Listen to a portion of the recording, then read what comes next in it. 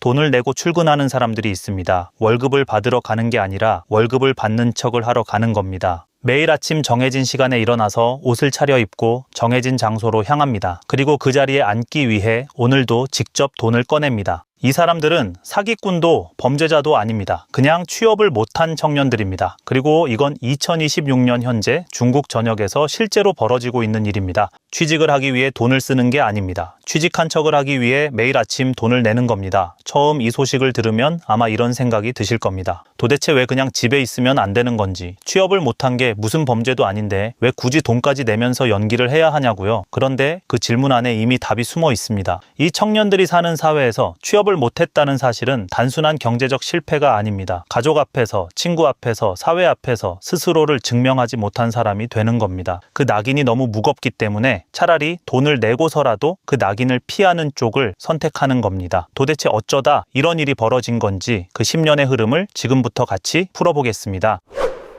숫자 하나부터 짚고 가겠습니다. 중국에서는 매년 1220만 명의 대졸자가 취업시장으로 쏟아집니다. 서울 전체 인구가 약 940만 명이니까 서울 시민 전체보다 많은 사람들이 단 1년 만에 이력서를 들고 동시에 사회로 나온다고 보시면 됩니다. 그런데 이 사람들을 다 받아줄 일자리가 없습니다. 공식 청년 실업률만 봐도 16%대 중반을 오르내리고 있고 일부 경제 전문가들은 재학생과 구직 포기자까지 포함하면 실질 실업률이 40%를 훌쩍 넘는다고 추산합니다. 2명 중 1명에 가까운 청년이 사실상 갈 곳을 잃은 셈입니다. 그런데 이 상황을 단순히 경기 침체의 문제로만 보면 본질을 놓치게 됩니다. 중국의 대학 진학률은 지난 20여 년간 폭발적으로 올랐습니다. 1990년대만 해도 대학은 극소수의 엘리트만 가는 곳이었는데 지금은 고등학교 졸업생 절반 이상이 대학에 진학합니다. 정부가 고등교육을 대대적으로 확대하면서 대졸자 수가 기하급수적으로 늘어났지만 정작 이 고학력자들을 흡수할 수 있는 양질의 일자리는 그 속도를 도저히 따라가지 못했습니다. 공장 라인이나 서비스직은 일자리가 있는데 사무직 화이트 칼라를 원하는 대졸자들에게 맞는 자리가 없는 겁니다. 교육의 양적 팽창과 노동시장의 질적 수요가 완전히 엇갈린 결과입니다. 그럼 스펙을 더 쌓으면 되지 않냐는 생각이 드실 수 있는데 현실은 정반대입니다. 내가 스펙을 쌓으면 경쟁자도 똑같이 스펙을 쌓고 모두가 더 높이 뛰어오르는데 합격선도 같이 올라가는 구조이다 보니 열심히 달려도 제자리인 러닝머신 위에 올라선 꼴이 됩니다. 실제로 중국에서는 석사 학위를 가진 지원자가 편의점 캐셔 자리에 지원하고 명문대 졸업생이 택배기사로 취업하는 사례가 더 이상 뉴스거리도 아닌 일상이 됐습니다. 이건 개인의 노력이 부족해서 생긴 문제가 아니라 구조 자체가 수요와 공급의 균형을 잃은 것이고 이 불균형이 10년 넘게 누적되면서 중국 청년들의 심리를 단계적으로 무너뜨려 왔습니다. 희망을 잃는 데도 단계가 있습니다. 그리고 중국 청년들이 여기까지 오는 데는 꼬박 10년이 걸렸는데 그 흐름을 한번 따라가 보겠습니다. 첫 번째 단계는 네이쥐안입니다. 2010년대 후반부터 중국 온라인을 강타한 단어로 아무리 노력해도 경쟁만 격화될 뿐 전체적인 파이는 커지지 않는 과경쟁 구조를 말합니다. 도서관에서 한 명이 노트북을 꺼내면 다음 날엔 모두가 노트북을 들고 오고 한 명이 새벽 4시까지 공부하면 다음엔 모두가 새벽 4시까지 남아야 합니다. 그렇게 다 같이 지쳐가는 겁니다. 이 단어가 그토록 폭발적으로 유행했다는 것 자체가 당시 중국 청년들이 경쟁 자체에 이미 뼛속 깊이 피로감을 느끼고 있었다는 신호였습니다. 그 다음이 탕핑입니다. 뛰어도 제자리라면 그냥 눕겠다는 선언으로 집도 결혼도 자녀도 승진도 다 포기하고 최소한의 삶에 만족하겠다는 태도입니다. 중국 정부는 이 단어가 나오자마자 관영 매체를 동원해 탕핑은 수치라고 강하게 비난하기 시작했는데 당국이 그토록 불안해할 만큼 이 정서가 사회 전반으로 빠르게 퍼져나갔다는 방증이기도 합니다. 그러자 청년들은 탕핑이라는 단어조차 검열당하는 현실에 또 한 번 냉소하며 한 단계 더 깊은 곳으로 내려갔습니다. 바로 바이란, 그냥 썩어버리기입니다. 드러눕는 것조차 에너지가 필요한데 이제는 그 에너지마저 소진된 상태로 탕핑이 나는 경쟁을 거부한다는 소극적 저항이었다면 바이라는 나는 이미 포기했다는 완전한 단념에 가깝습니다. 뭐 그럴 수 있죠. 몇 년을 달려도 출구가 안 보이면 누구든 그렇게 됩니다. 그 다음이 2023년 무렵부터 등장한 전업자녀로 번역하면 집에 취직했다는 뜻입니다.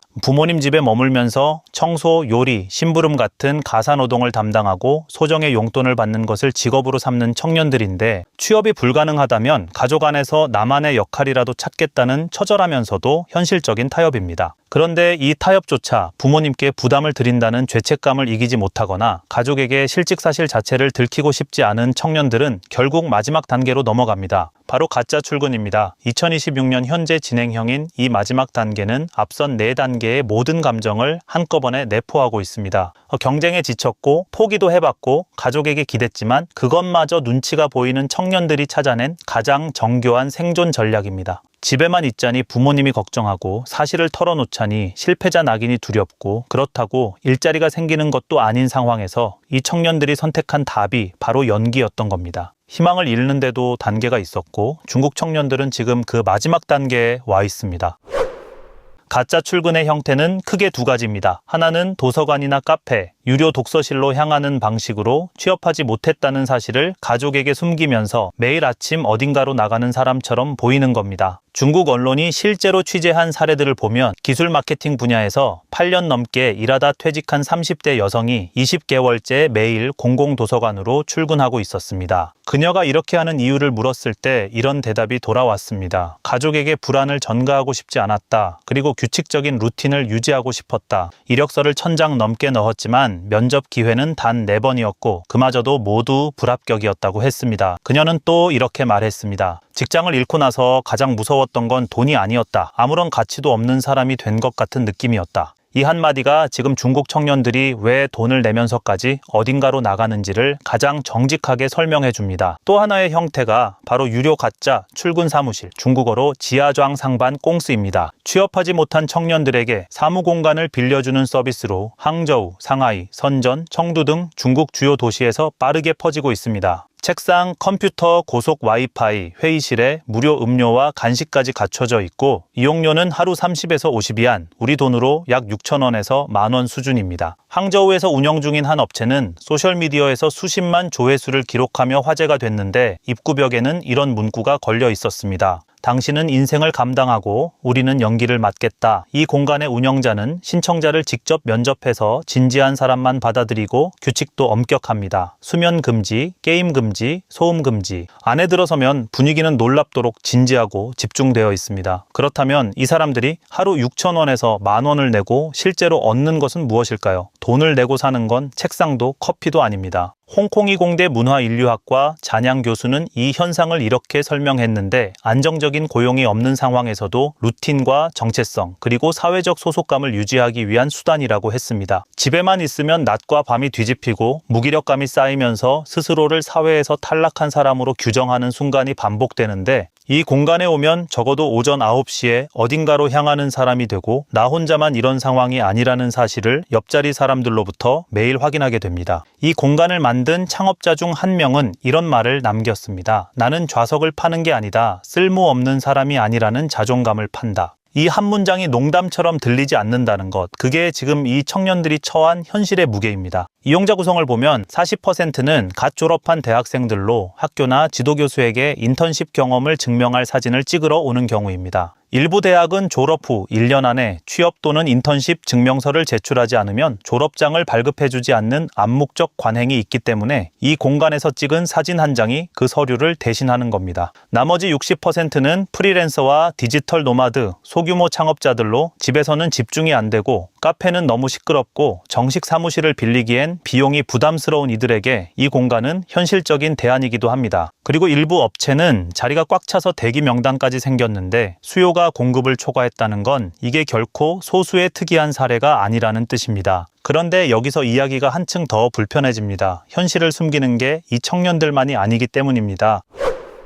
2023년 6월 중국 국가통계국이 공식 발표한 청년 실업률은 21.3%였습니다. 중국 역사상 가장 높은 수치였고 중국 정부 스스로 집계하고 발표한 숫자입니다. 그런데 이 수치가 공개된 직후 당국은 돌연 청년 실업률 통계 발표 자체를 중단해버렸습니다. 공식 해명은 통계 방법론을 개선해야 한다는 것이었는데 어찌됐든 이유야 어떻든 역대 가장 불편한 숫자가 나온 직후에 그 숫자를 보여주는 창문을 닫아버린 겁니다. 전 세계 경제 매체들이 일제히 주목했고 중국 경제에 대한 신뢰는 또 한 번 크게 흔들렸습니다. 그로부터 6개월 뒤인 2023년 12월에 당국은 통계 발표를 재개했는데 이번엔 기준이 달라졌습니다. 재학 중인 학생들을 조사 대상에서 제외하는 방식으로 산정 방식을 바꿨고 수치는 14.9%로 뚝 떨어졌습니다. 누구를 포함하고 누구를 뺄 것인지를 조정해서 숫자를 낮춘 셈인데 중국 당국은 정확성을 높이기 위한 조치라고 설명했지만 방법론 변경의 타이밍과 그 결과를 두고 국제사회는 강한 의문을 제기했습니다. 실제로 이 방식을 그대로 적용하면 2023년 6월 기준으로 21.3%였던 수치가 재계산하면 약 14%대로 낮아진다는 분석도 있었습니다. 측정 방식만 바꿔도 불편한 현실이 말끔히 정리되는 겁니다. SNS에서도 같은 일이 벌어졌습니다. 웨이보, 위챗, 샤오홍슈에서 가짜 출근과 청년 실업을 비판적으로 다룬 게시물들이 검열되거나 검색 결과에서 사라졌다는 사례들이 잇따라 보고됐고 관련 해시태그가 차단되거나 언론 보도에 달린 댓글이 삭제되는 일도 반복됐습니다. 현실이 불편하면 현실을 가리는 방식입니다. 이 구조가 섬뜩한 이유는 그 대칭성 때문입니다. 가짜 출근을 하는 청년은 부모님과 학교에 저 잘 지내고 있어요 라고 거짓말을 하고 정부는 국민과 세계를 향해 우리 경제는 괜찮습니다 라고 통계를 조정합니다. 청년이 사무실 사진 한 장으로 현실을 가리듯 정부는 통계 방식 하나를 바꿔 현실을 가리는 겁니다. 방향만 다를 뿐 구조는 완벽하게 닮아 있습니다.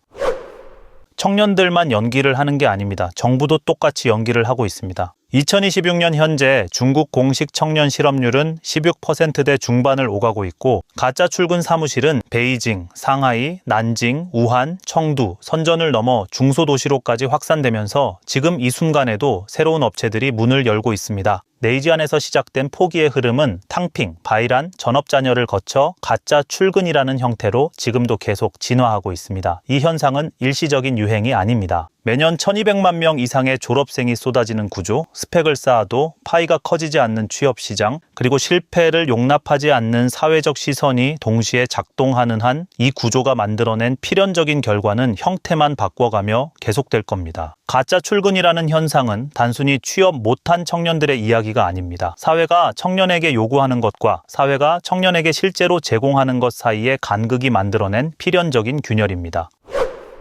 마지막으로 한 가지만 여쭈어보겠습니다. 매일 아침 정장을 차려입고 자기 돈을 내고 아무도 월급을 주지 않는 공간에 앉아 하루를 버텨내는 이 청년들을 우리는 어떻게 봐야 할까요? 살아남기 위해 거짓말을 선택한 개인의 문제일까요? 아니면 거짓말밖에 선택지를 주지 않은 사회의 문제일까요? 그리고 한 발 더 나아가서 이 질문이 정말 중국만의 이야기라고 확신하실 수 있습니까? 취업하지 못한 것을 개인의 능력 탓으로 돌리는 사회, 실패를 숨기기 위해 체면을 유지해야 한다는 압박, 아무리 달려도 좁아지기만 하는 문. 이 세 가지가 동시에 작동하는 곳이라면 언제든 이 현상은 다시 나타날 수 있습니다. 그게 다입니다. 딱히 낯설지가 않습니다. 오늘은 여기까지입니다.